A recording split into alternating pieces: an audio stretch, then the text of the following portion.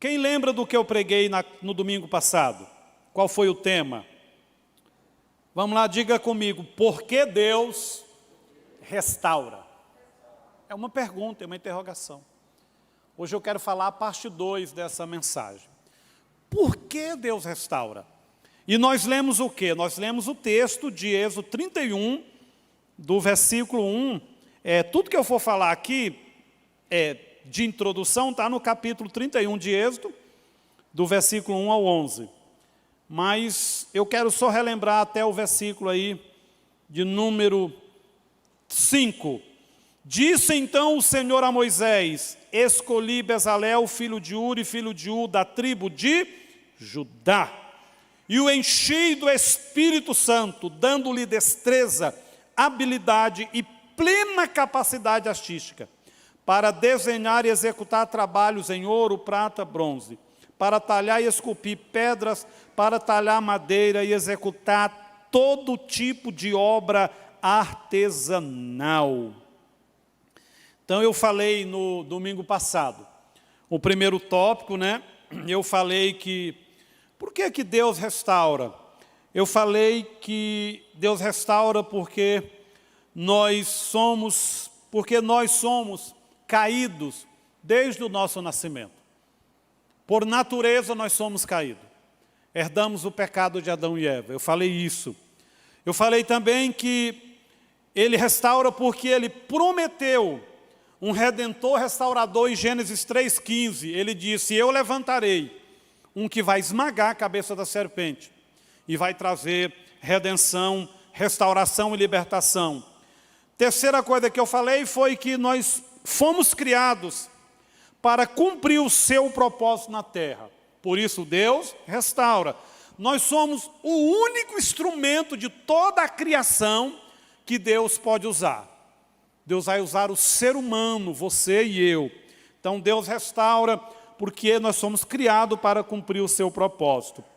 Eu falei também sobre o exemplo da restauração e da libertação do povo do Egito, Então eu falei que Deus os restaurou completamente. Lembra que eu falei que Deus os tirou fisicamente do Egito? Deus trabalhou na alma do povo durante os 40 anos no deserto. Deuteronômio 8, de 2 a 7, isso é tão claro lá. Deus diz assim: eu trabalhei com vocês durante os 40 anos no deserto, testei as emoções, testei o caráter, testei as motivações para ver o que estava no coração de vocês, para só depois entrar na terra prometida. Eu também falei que Deus trabalhou na vida daqueles que entraram na terra prometida. Colocou no deserto, Deus só levou para a terra prometida aqueles que tinham um espírito diferente. Quando você lê Números 14, 24, Deus diz assim: porque eu encontrei um espírito diferente em meu servo Josué e Calebe, esses e a geração deles entrarão na terra prometida. Então, queridos, a gente falou aqui que Deus trabalhou no nosso ser tripartido, no físico, no emocional, na alma e no espiritual. Eu falei também aqui que esse processo não mudou. Hoje é da mesma forma. Qual é a primeira... Onde é que você sente primeiro a sua salvação? É no seu corpo. Por mais que você nasça de novo no Espírito, mas as evidências de uma conversão aparecem aonde? No visível. A gente muda a linguagem, a gente põe uma roupa diferente, a gente deixa de ir a alguns lugares, a gente seleciona melhor as amizades, Porque agora a gente é crente. Então, o processo é o mesmo. Você nasce de novo no Espírito. E Deus vai, como Romanos 12 diz, Deus vai transformar a sua alma, vai trabalhar nas suas emoções, trabalhar na sua história, e depois a gente vai vivendo isso no corpo. E da mesma forma que o judeu passou 40 anos no deserto, a gente passa. Só que os 40 anos dele durou, sabe quanto tempo? 40 anos. Sabe quantos anos vai custar os nossos 40 anos? Até o dia que Jesus voltar. A nossa alma estará em transformação até o dia que o Senhor voltar. Porque assim como foi Deus que colocou os judeus lá na terra prometida, que emana leite e mel, é o Espírito Santo que vai pegar você e colocar na terra que mana leite e mel nos céus, através do arrebatamento. Então, esse período, esse deserto de 40 anos, ele é uma linguagem literal e também figurada. Tem gente que o 40 anos dele é 2 anos, ele é tão transformado, ele é tão equilibrado, mas a maioria vai ser até que o Senhor volte. Até lá nossa alma velha vai brigar, nossa história vai aparecer, o inimigo vai tentar, a gente vai reproduzir comportamentos, você fala, foi eu mesmo que fiz isso, né? Então, Deus vai trabalhar. E hoje eu quero falar o tópico 2 e os seus pormenores. Os restaurados recebem 3 coisas, 4 coisas, 5 coisas. Diga comigo: identidade, destino, missão, capacidade, propósito e futuro. Você é capaz de repetir sozinho agora? Não, né? Então vamos repetir, diga: identidade, destino, missão, capacidade, propósito, futuro. Tudo isso está ilustrado no êxodo, na saída de Israel do Egito e também na vida dos meninos aqui, o Oliabe, Bezalel, esse pessoal que foram chamados para construir o tabernáculo. Então os restaurados recebem, primeiro, identidade. Fomos escolhidos por Deus. Efésios 1, versículo 4 e 5, olha, vamos ler, esse texto ele é tão maravilhoso, que eu faço questão de ler. Efésios 5, esse eu achei forte demais, maravilhoso. Efésios 5, verso 4 e 5, olha o que diz. Aliás, irmão, Efésios 1, perdão. Efésios 1, 4 e 5. Porque Deus nos escolheu nele antes da criação do mundo, ou antes da fundação do mundo, para sermos santos, irrepreensíveis em sua presença. Em amor nos predestinou para sermos adotados como filhos por meio de Jesus Cristo, conforme o bom proceder da sua vontade. Diga: eu fui escolhido. Quando você olha Êxodo 31, 1, o que é que Deus diz para Moisés? Eu escolhi Bezalel pelo nome.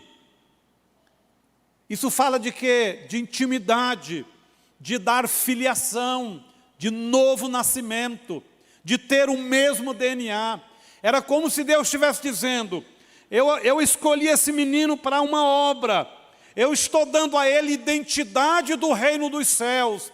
Ele vai pensar como eu penso, ele vai se comportar, ele vai sentir os céus, ele vai sentir o Espírito, ele vai ouvir a minha voz, ele não vai ter dificuldade, porque o filho não tem dificuldade de expressar o pai, de fazer a vontade do pai, porque ele tem as mesmas células, o mesmo DNA.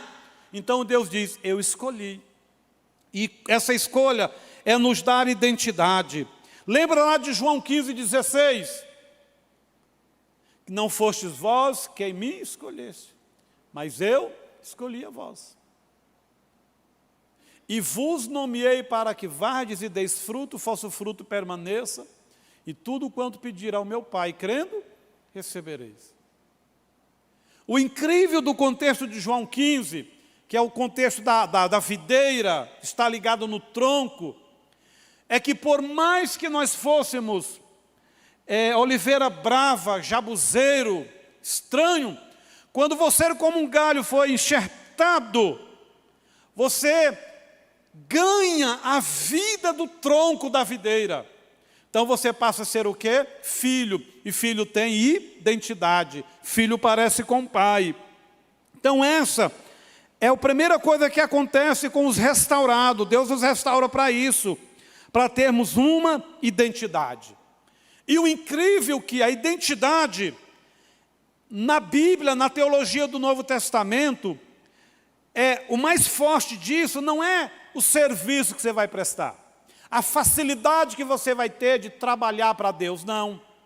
Na realidade, O Novo Testamento mostra que a identidade de Deus, a filiação, a gente expressa de forma tão natural, pelo testemunho, sem esforço.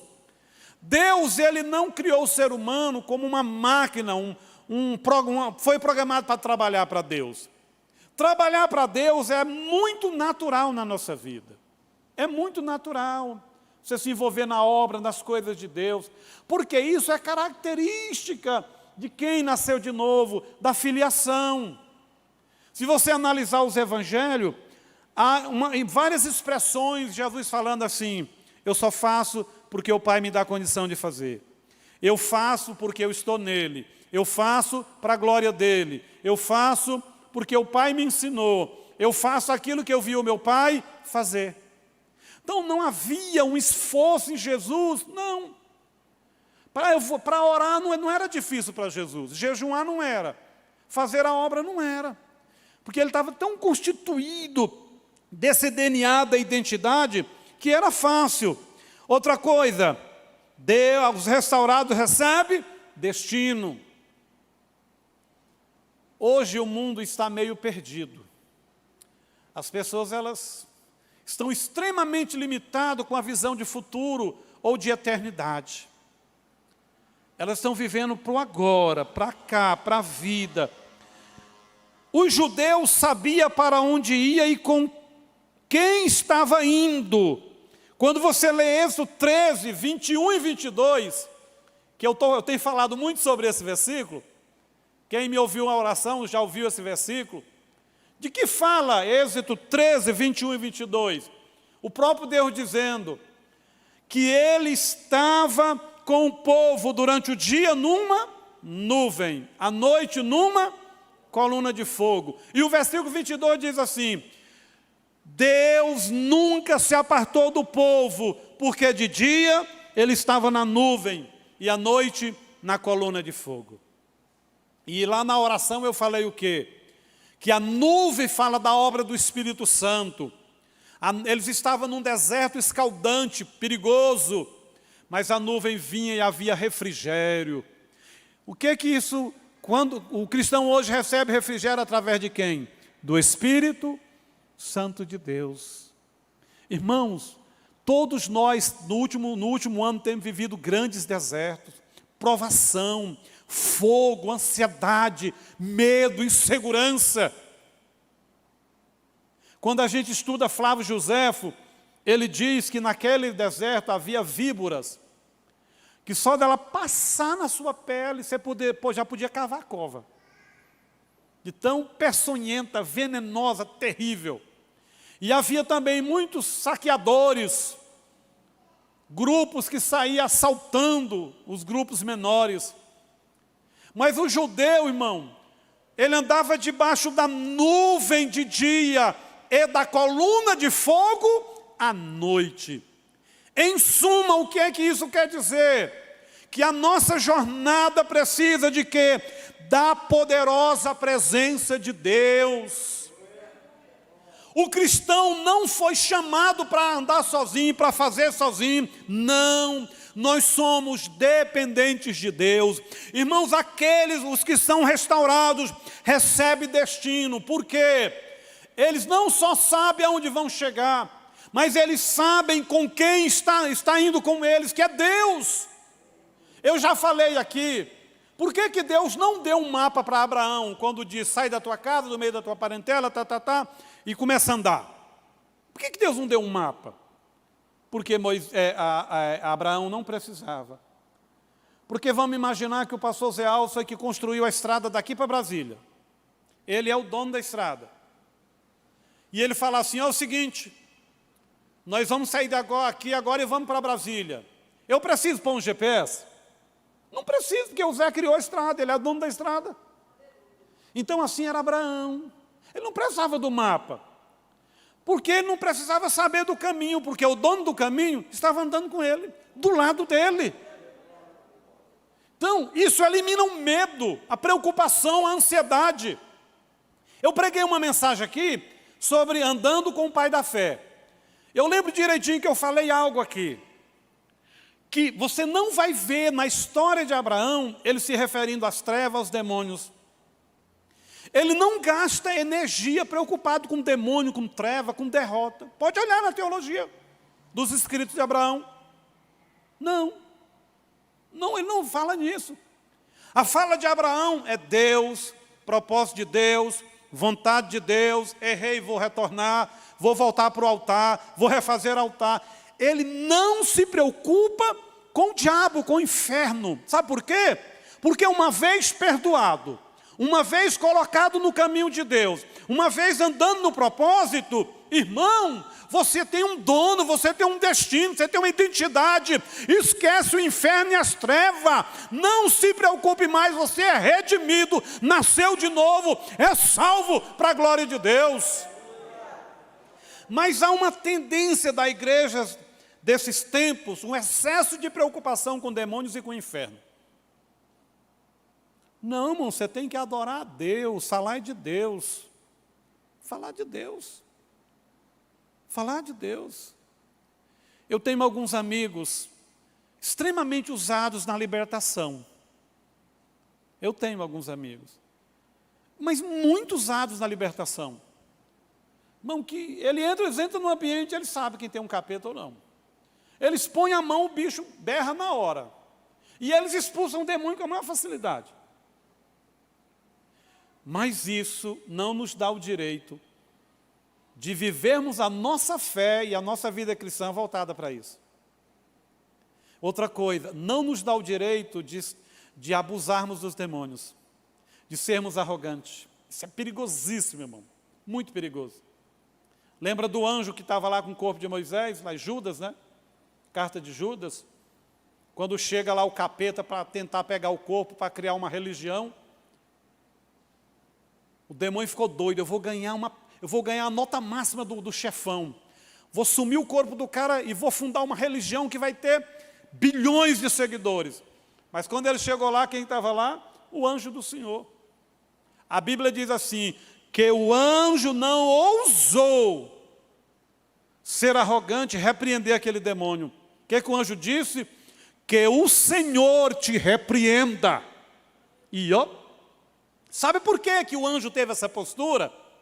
Porque o anjo sabia todos os poderes dos céus, mas o anjo sabia os poderes dos demônios. Sabe pessoas que ficam cutucando demônio? É porque eles não sabem com quem está mexendo, irmão. Eles não sabem da sua fraqueza. O ser humano é frágil. O forte é Deus na nossa vida. Você não tem que ficar com medo. Não, então pastor, eu nem posso falar a palavra demônio. Não é isso, não. Não estou falando disso. Que você não seja arrogante.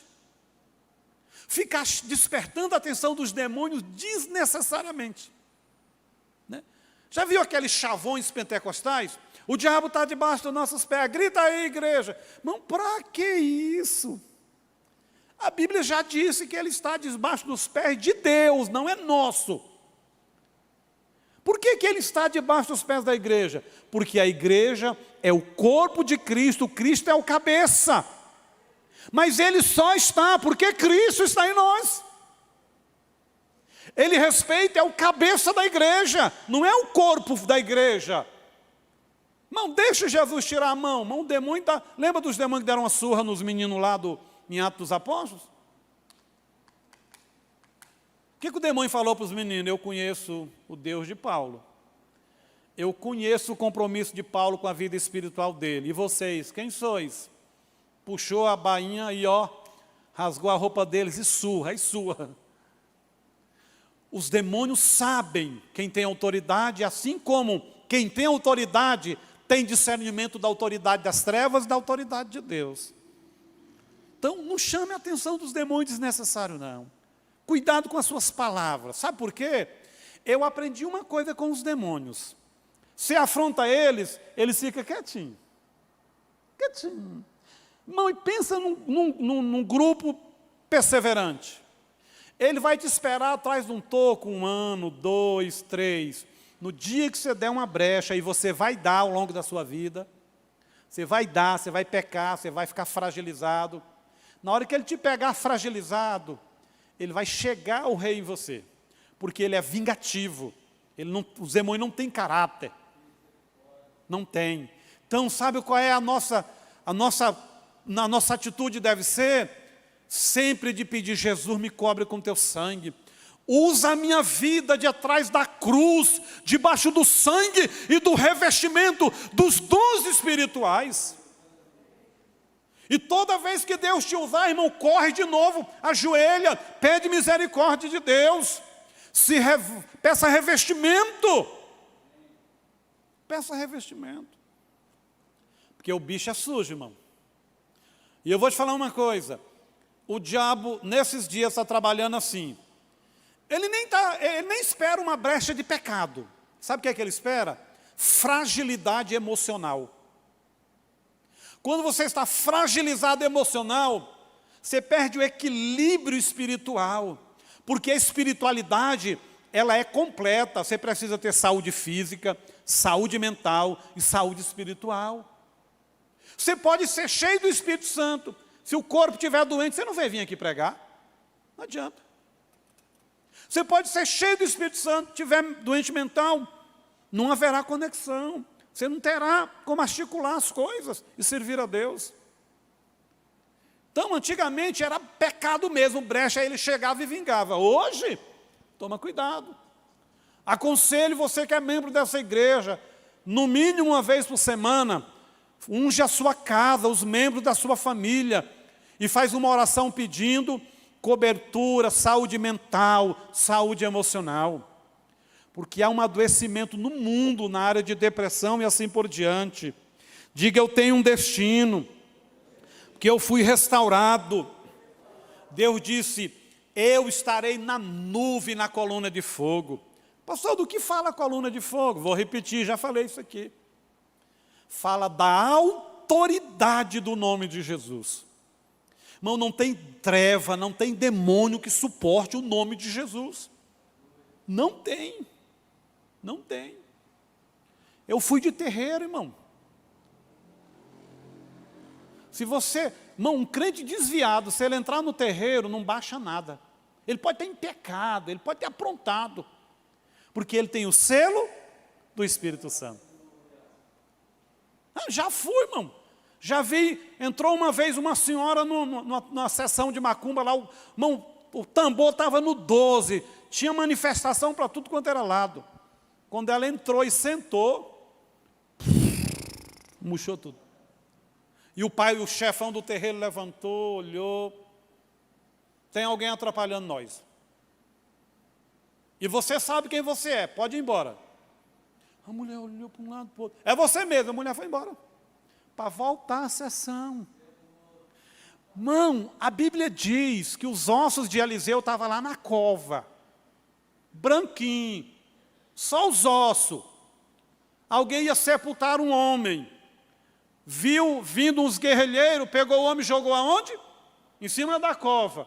Quando o corpo do morto caiu na cova do outro morto, o morto que não estava morto espiritualmente, ressuscitou o que estava morto fisicamente.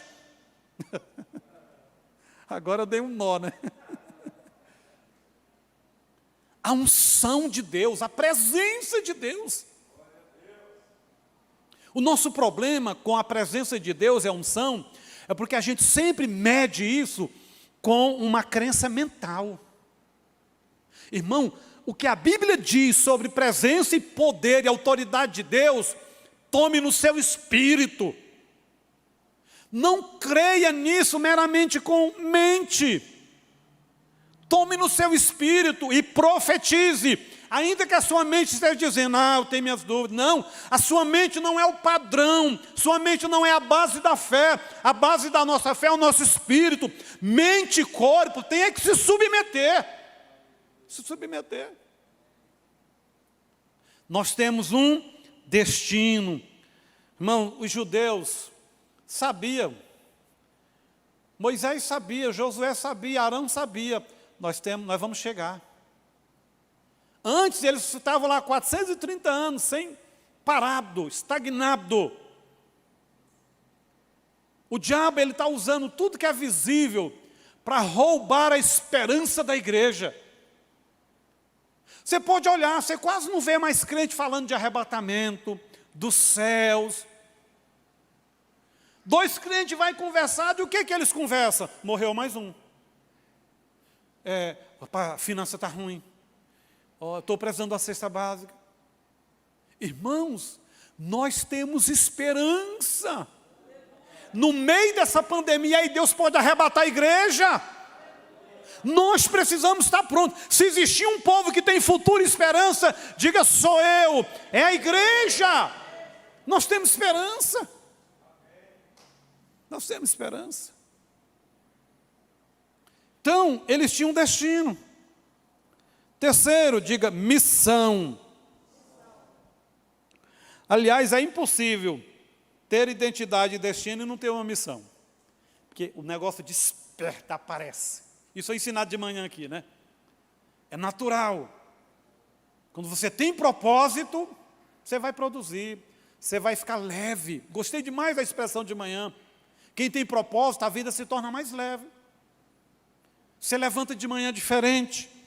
Se você não viu a nossa aula de escola bíblica, vai lá no YouTube, no canal. A aula foi extraordinária. Bezalel e sua equipe foram chamados para construir a casa de Deus. E tudo nela que poderia atrair e preservar a presença de Deus. Sabe qual é a maior missão nossa aqui na terra? É ser a casa de Deus e ajudar a trazer mais pessoas para que essa casa cresça em número. O que Pedro diz? Que nós somos pedras de um edifício vivo. Vivo. Existe uma linguagem de figura lá em 1 Coríntios, que é 1 Coríntios 3, fala assim, que a igreja é lavoura de Deus e edifício de Deus. Olha que coisa linda, irmão. Ela é lavoura no aspecto de produção. Ela é edifício no aspecto de solidez. As portas do inferno não prevalecerão contra a igreja. Diga: eu sou igreja. Irmãos, o inferno sabe que não pode prevalecer contra um crente de verdade. Se existir uma coisa que o inferno não pode, é roubar do cristão a sua vitória. Irmão, quando você começa a orar por algo, o inferno já sabe que Deus vai te dar. O inferno já sabe que eles não podem impedir a sua vitória. Mas o inferno é especialista em fazer uma coisa: roubar o brilho da vitória.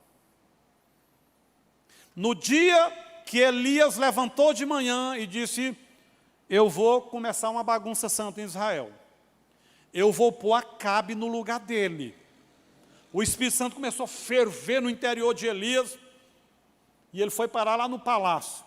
E disse o quê? Segundo a minha palavra. Não, eu amo essas expressões do Antigo Testamento. Assim diz o Senhor. Segundo a minha palavra, olha para mim, Acabe. E o Acabe lá no trono, e a Jezabel do lado, possessa. Não haverá chuva durante 3 anos e meio. E também não voltará a chover até que eu fale. O cabra era bem abusado. Cheio, irmão. Eu te pergunto, os milhares de demônios naquele processo, já sabiam ou não que Elias ia ter a vitória? Sabiam. Mas o que é que os demônios fizeram depois que Elias tem a vitória no monte e desce? Mandou uma mensagem através de Jezabel. Qual foi a mensagem de Jezabel? Disse: assim como você fez aos meus profetas, eu vou destruir você da mesma forma. Elias tinha descido do monte, imagine, com um troféu na mão. Quando ele vai levantar o troféu para celebrar, chega a vozinha: seu Elias, mandaram te avisar que assim como você fez com os profetas lá de Aserá e Baal, será feito com você. Ele pegou o troféu, colocou debaixo do braço, foi para onde? Para uma caverna. Se você não tomar cuidado, o diabo faz isso. Ele já sabe que não pode impedir a sua vitória. Mas sabe o que eles fazem? tira o brilho, não deixa você celebrar. Aí imagine, irmãos, que cena mais terrível. Deus no trono, Jesus, o Espírito Santo, os anjos, e lá embaixo Deus deve ter mandado um monte de anjo, e aí Deus deu a vitória, os anjos estão assim, agora Elias vai levantar o troféu e nós vamos jubilar, os céus vai misturar com a terra. O Elias pega o troféu e vai para a caverna. É dramático, é trágico isso. Outra coisa, a sua vitória, ela é importante para você, ainda que ninguém veja a importância. É importante para você e para Deus. Por exemplo, você tem um sonho de comprar uma bicicleta, isso é extremamente importante para você e para Deus. Porque eu já vi, irmão, uma vez eu estava tinha uns 20 pastores num culto, e uma pessoa dando uma palavra, falou, irmãos, meu sonho é comprar um Fusca. E eu vi gente cutucar o outro e falar, é besta demais. Comprar uma Ferrari. Irmão, sonho não se discute. O sonho, ele está na sua história. Eu já falei aqui, meu primeiro carro foi um Unim. Irmão, se eu ganhasse 10 milhões, antes de comprar qualquer carro, eu ia comprar um Uno. Meu sonho. Lembra daquele Unozinho que tinha uma faixa amarela, ou ele era, lembra? Que tinha um nome Uno bem grande do lado? Ninguém lembra, né? Faz tantos anos. Pois é. Quando eu morava em Redenção, tinha poucos dele, que ele passava assim, eu parava. Até ele sumir, eu ficava olhando. Porque o sonho é importante para mim e para Deus. Então eu não tenho que criticar o sonho de ninguém. Não tenho. O que é que eu posso fazer? É fomentar esse sonho, é incentivar, é contribuir. E vale muito a pena a gente contribuir. Então, eles tinham uma missão. A missão tinha duas vertentes. Construir de fato o tabernáculo e todos os utensílios. Mas o mesmo grupo, com mais um grupo, iriam trabalhar para que a presença de Deus permanecesse. Qual é a missão sua e minha? É sermos igreja, agregarmos novas pessoas na igreja. Mas qual é a maior parte dessa missão? Andarmos em santidade, em justiça, em amor, para que a presença de Deus continue, para que a arca de Deus continue na minha vida, no trabalho, em casa, nos relacionamentos. Diga, eu tenho uma missão. Então, quem foi restaurado tem uma missão. Mais um item, diga capacidade. Irmão, na hora que Deus restaura o povo de Israel, que ele equilibra chegando na terra prometida, que ele chama esse grupo, o texto diz que Deus os capacitou. Tudo que eles precisavam fazer naquela obra, eles receberam capacidade para construir o tabernáculo. Deixa eu te falar uma coisa. Deus jamais te manda para uma missão sem não te capacitar. Se Deus permitiu você casar, é porque você dá conta de ser marido, você dá conta de ser esposa. Se Deus permitir nascer filho, Ele vai capacitar para criar e Ele vai suprir. Se Deus permitiu você abrir um negócio, Deus vai te capacitar. Porque a vitória glorifica a Deus e edifica a sua fé. Propósito, eles eram escravos no Egito e agora eram um reino de sacerdotes eleitos por Deus para a eternidade. Quando você lê Êxodo 19, 5 e 6, é lindo. Lá diz que Deus falou assim, eu sou o Deus de vocês, eu quero andar no meio de vocês, eu quero conviver e eu vos levantei como um reino de sacerdotes. Diga como reino. Eles tinham autoridade na terra, no mundo físico. Como sacerdotes, eles entravam no trono de Deus, irmão, como ministro, como adoradores. Em outras palavras, eles faziam o que Jacó viu em Gênesis 28. Eles, como reino de sacerdote, eles traziam a autoridade de Deus para a terra, mas estava ligado ao trono de Deus nos céus. Aquela escada, anjo subia, anjo descia. O cristão precisa de ter essas duas bases. Você tem que reinar aqui em Deus. Pelo contrário, Deus tem que reinar aqui em você. Mas você tem que ter um nome citado nos céus. Lembra lá de Daniel? O anjo chega na terra, está lá Daniel chorando de joelho, lutando contra o principado da Pérsia na oração. O anjo chega e bate no ombro e diz: não temas, tu és um homem amado nos céus. Sabe o que isso quer dizer? Tu és alguém que quando os céus se reúnem para tratar alguma coisa da terra, você é tido lá. A sua oração é uma consulta lá. Os céus contam com você, você é consultado. É mole. Já imaginou, irmãos? O céu decidiu um negócio, aí olha lá, como é o nome do seu setor? Jardim Marilisa. Aí dos céus decide mover na terra e fala: olha, manda agora um anjo lá na casa da Carol, no Jardim Marilisa. Porque ela faz parte do processo. Então, queridos, nós temos capacidade, nós temos propósito.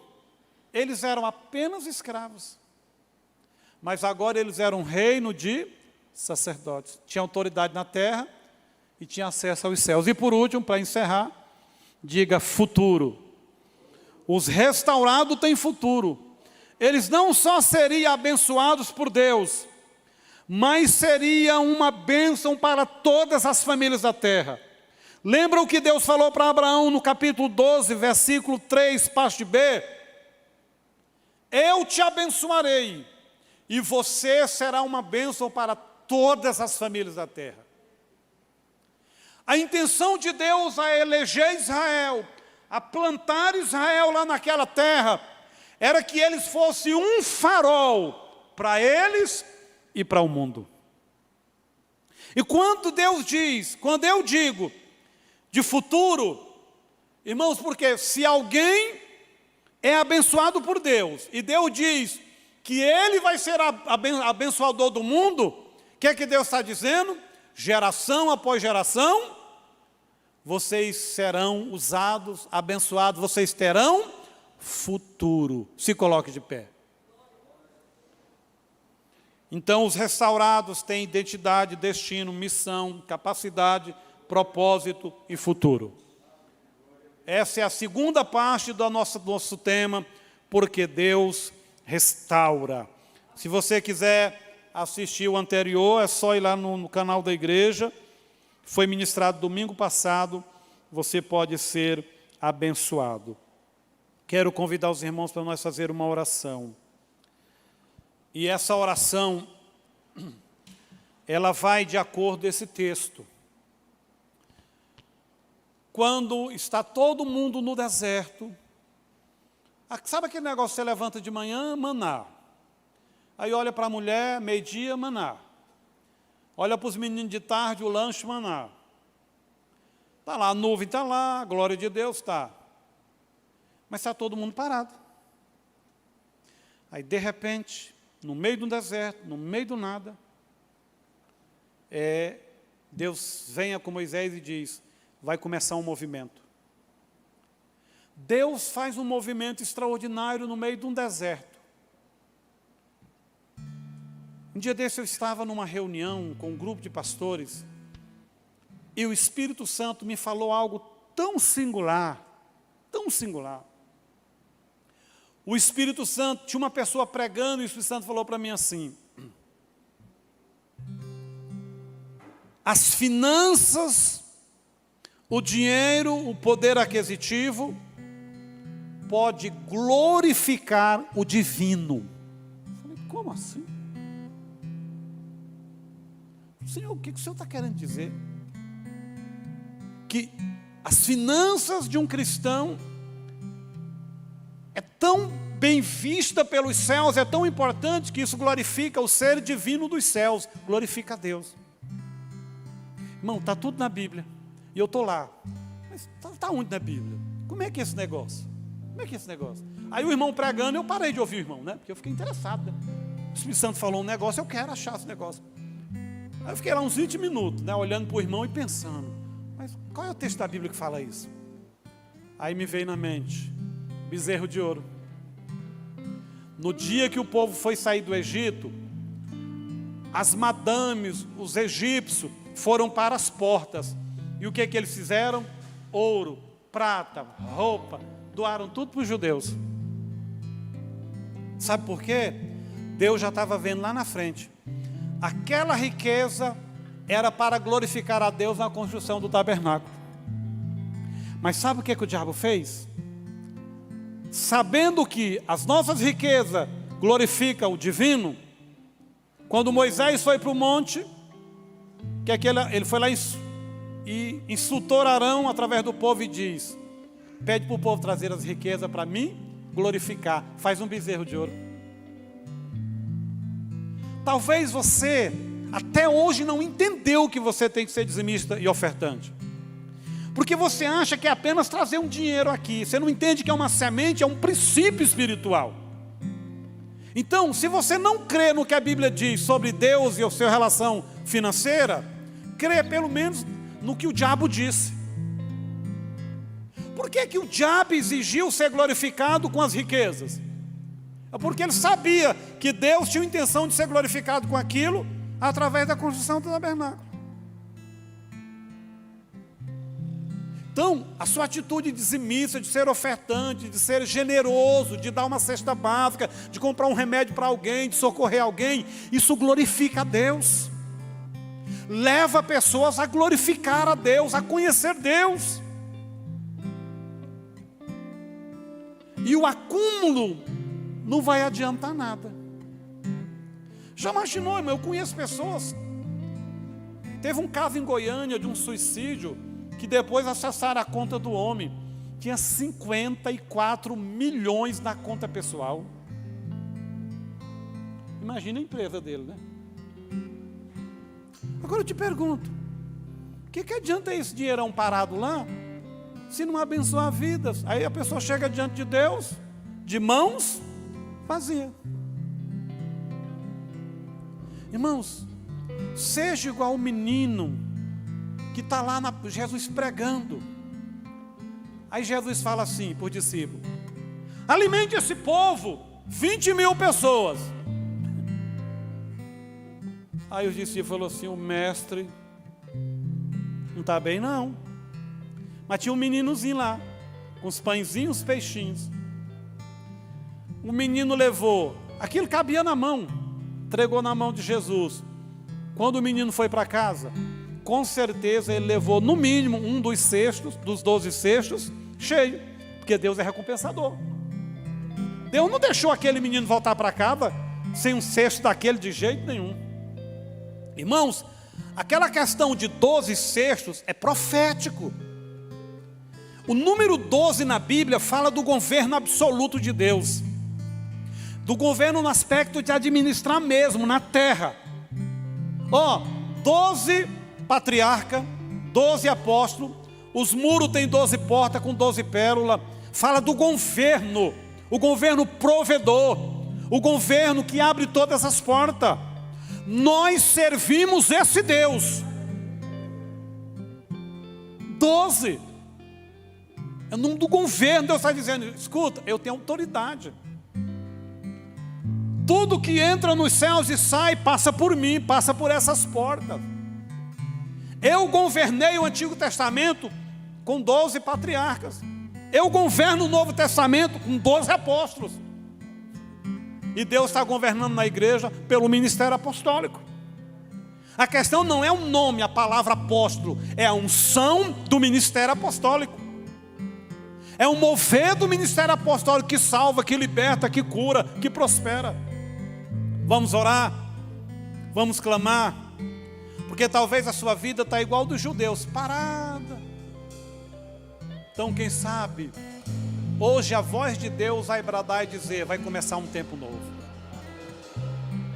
Era a mesma coisa de Deus dizer assim: olha, eu estou cansado de estar na nuvem e na coluna de fogo. Agora eu quero ficar no meio de vocês. Faz a casa aí. Põe a arca. Algo diferente, em nome de Jesus, vai acontecer na minha e na sua casa. Na empresa, nos seus negócios, nos seus sonhos, na sua vida espiritual. Você pode levantar as mãos. Pai, no nome de Jesus, nós recebemos a palavra, nós recebemos o rema do Senhor, nós recebemos o pão, nós somos um reino de sacerdotes, nós somos os representantes da Tua autoridade na terra. Senhor, a nossa voz chega no Teu trono, o nosso louvor, o nosso culto chega diante do Senhor, porque somos um reino de sacerdotes. Nesse momento, enquanto adoramos aqui, o Senhor se manifesta, entrando no hospital, Senhor, visitando vidas, curando, libertando, quebrando cadeias, porque a igreja é viva, a igreja está em adoração, a igreja é fervorosa, a igreja é o Teu canal, meu Deus.